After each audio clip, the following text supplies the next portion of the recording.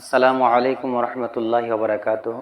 মহান আল্লাহ তাআলার কাছে অগণিত শুকর আদায় করি যে মহান রাব্বুল আলামিন আজ আমাদের মহান রাব্বুল আলামিনের কাছে শুকর আদায় করি যে আল্লাহ পাক কিশোরগঞ্জ জেলাকে বন্যা প্লাবিত থেকে অনেকটাই দূরে রেখেছেন।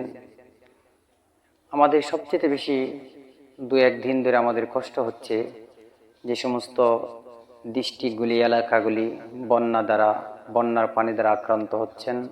বিশেষ করে ফেনী, কুমিল্লা, নোয়াখালী, চট্টগ্রাম ইত্যাদি আরও অনেক জেলাগুলি পানিতে ডুবন্ত অবস্থায় মানুষগুলি হাহাকার করছেন।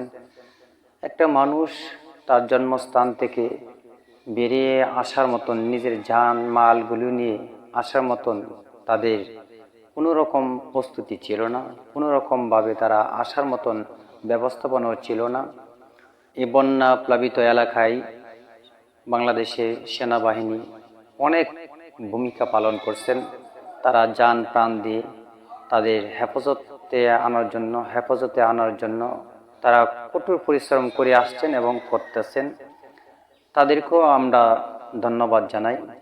বিশেষ করে বাংলাদেশের জামাত, শিবির, ইসলামী আন্দোলন বাংলাদেশ সহ ছাত্র সমাজ, বাংলাদেশের সর্বস্তরের জনগণ, পুলিশ প্রশাসন, কর্মকর্তা, গরিব, অসহায়, দুঃখী সকলেই তাদের দুঃখে দুঃখিত এবং আমার জানা মতে প্রত্যেকের নিজ দায়িত্বে তাদের জন্য যতটুকু সাহায্য সহযোগিতার প্রয়োজন ততটুকুই তারা করে যাচ্ছেন এবং করতেছেন। বন্যা প্লাবিত ভাই এবং বোনদেরকে নিরাপত্তায় জায়গায় যারা নিয়ে আসছেন এবং তাদের সুস্থতা, অসুস্থতা, খাবার দাবার থেকে শুরু করে নিয়ে সর্বপ্রকার বিষয় নিয়ে যারা সাহায্য সহযোগিতার হাত বাড়ায় দিয়েছেন তাদের জন্য চিরকাল আমাদের দোয়া থাকবে।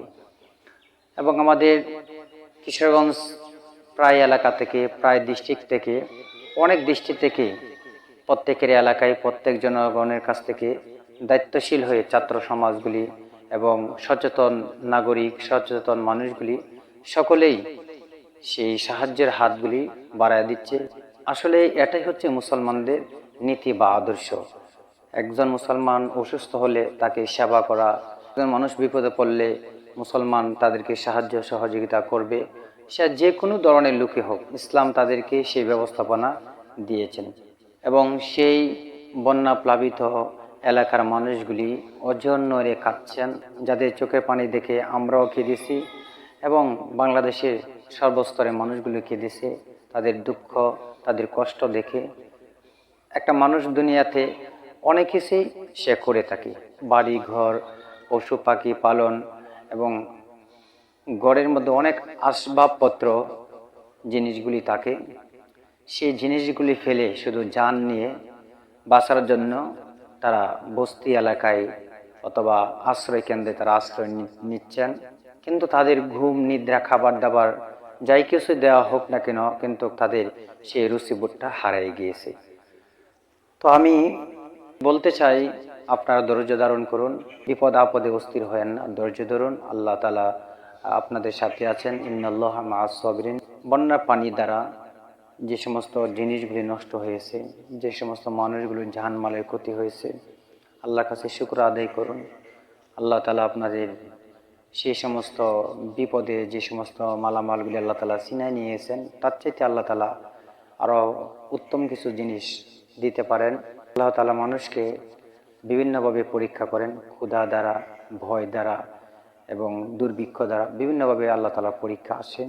তো বাংলাদেশের সর্বস্তরে ছাত্র সমাজকে আমি অনুরোধ করব, আপনারা আপনাদের নিজেদের জায়গা থেকে এবং নিজেদের এলাকা থেকে, নিজেদের প্রতিষ্ঠান থেকে, নিজেদের ব্যবসা থেকে, নিজেদের ক্ষমতা অনুযায়ী আপনারা সেই বন্যা প্লাবিত আমার ভাই এবং বোনদেরকে সাহায্য এবং সহযোগিতার জন্য যারা যতটুকু পারেন তারা ততটুকু সাহায্যের হাত বাড়ায় দিন। তো আল্লাহ তাআলার কাছে দোয়া করে আল্লাহ তাআলা যেন যে সমস্ত এলাকাগুলি বন্যার পানি দ্বারা আক্রান্ত, সে সমস্ত এলাকাগুলি যাতে আল্লাহ তাআলা দ্রুত পানিগুলি সরাইয়া দেন এবং যাত্রার গৃহীতে, যাত্রার বাসস্থানে অতি দ্রুত আল্লাহ তাআলা তাদেরকে পৌঁছায় দেন, সেই দোয়া আমরা সকলেই করব। সকলের দানগুলোকে নাজাতের জরিয়া হিসাবে, নাজাতের উসিল্লা হিসাবে আল্লাহ তাআলা আমাদের কবুল করেন। ওমা তৌফিকি ইল্লা বিল্লাহ।